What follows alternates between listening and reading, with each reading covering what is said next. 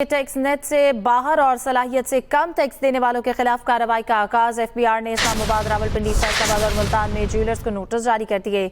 FBR हुकाम का कहना है कि बेशतर ज्वेलर्स अपनी आमदनी कम जाहिर करके टैक्स छुपा रहे हैं।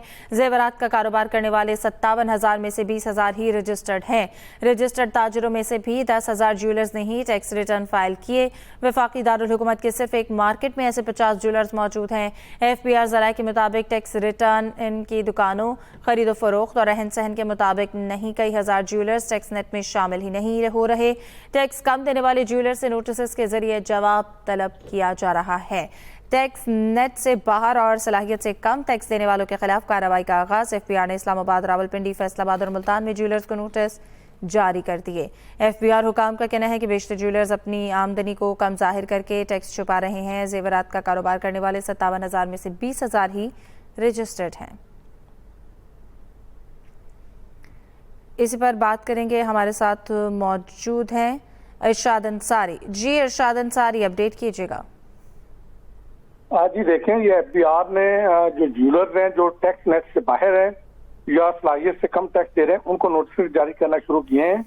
और ये चंद दिन पहले चेयरमैन एफबीआर ने कहा था कि कोई मिनी बजट नहीं ला रहे और हम इजाफी रेवेन्यू इकट्ठा करने के लिए ऑल्टरनेट जो है वो सोल्यूशन पे जा रहे हैं। तो ये उस ऑल्टरनेट सोल्यूशन के तहत ये इकदाम उठाए जा रहे हैं। ये सिर्फ ज्वेलर्स नहीं है और बाकी जो लोग हैं जो टैक्स नेट में आते हैं लेकिन टैक्स अदा नहीं कर रहे, उनके खिलाफ भी कार्रवाई की जाएगी। उनमें डॉक्टर भी शामिल हैं, उसमें चार्टर्ड अकाउंटेंट भी शामिल हैं। अभी जो है वो ज्वेलर्स को नोटिस जारी करना शुरू किए हैं और एफबीआर हुकाम का ये कहना है कि बेशतर ज्वेलर्स जो है वो अपनी आमदनी जो है वो कम जाहिर कर रहे थे और टैक्स बचाने के लिए ये इकदाम उठा रहे थे। जेवरात का कारोबार करने वाले 57,000 में से 20,000 के करीब लोग जो हैं सिर्फ रजिस्टर्ड हैं और जबकि इन रजिस्टर्ड ताजरों में से जो 10,000 ज्वेलर्स हैं वो टैक्स रिटर्न फाइल ही नहीं कर रहे।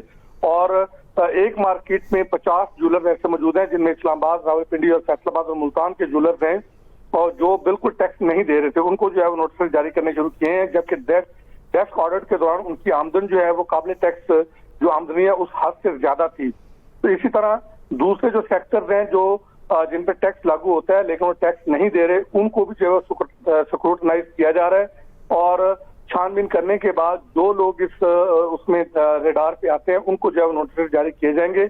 और साथ ही इंतबाह भी जारी किया गया है कि जो लोग काबिल टैक्स आमदनी रखने के बावजूद टैक्स नहीं दे रहे वो अपने रिटर्न फाइल करके अपने टैक्स गोशवारों के साथ अपने टैक्स वाजबात जमा करवा दें तो उनके खिलाफ कोई कार्रवाई नहीं की जाएगी।